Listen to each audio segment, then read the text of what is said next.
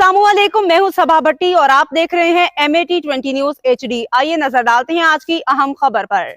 मलिकवाल district food authority की food safety team का मूसा खुर्द बेरोवाल में एक मकान पे छापा, जाली दूध बनाने वाले आलात और दूध बरामद करके मुलजिम के खिलाफ मुकदमा दर्ज कर दिया।